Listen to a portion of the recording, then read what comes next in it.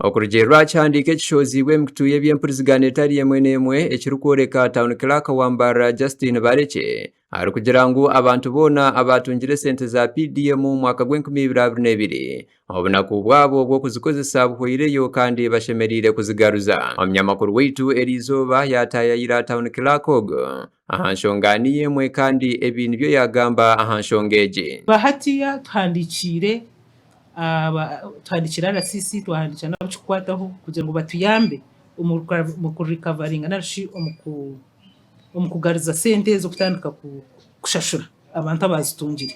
So nututera umuranga umuntu watungire sente atandikira shashure abo kubwiremo imyaka 2 y'abaherize bakweta grace period ehwireyo. Ko twamubuza ahabatwire bashuburira ahamahanda kandi abatungire za PDM okunuko yashoborora. Is alternative ubwiro bamazira street n'emyaka 2 na no kurenga no mushobo baceko bane bayinho babene biya sentezo bakabire bazugarire business ya man kere ya street bakabire nbashashura sentezo abo kuba omyaka 2 ehwireho turi kubiya ha street.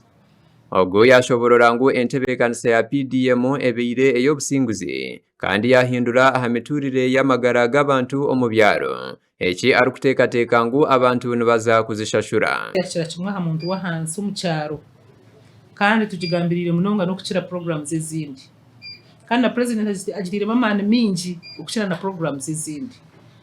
So ni program ebire very successful kandi hindwira hambera z'abantu kandi munonga kandi ntekateka ngo abantu nibija kushashura akuba hatukagiteka omumiruka cyangwa iyo umuntu kurugaho umuruko kafuruko kagenda niba kushanga umuruka gona gufurukire gugenzire. Justin Bareke yayongera yayijusya abantu ngo bareke kubuzabuzibwa abantu ngo esente zineza kasimo kureka bejicendagano yakozirwe okugarura esentezo. Mbere reka mbaterero umuranga abantu batuje sente za PDM esente zikasimo abo kubako kubatazigarirwa mu biro tukugambire ntujya kukwata mukasayininga agreement na government mwichirizana terms and conditions. Ogo kutwamubuza ahamiringo ibarukuza kukozesa kutunga esentezi okonuko yashoborora abo kuba umuntu waburijo akwa n'umurundo gwabo gwo kubanza kuzafutanira kushashura hatiye.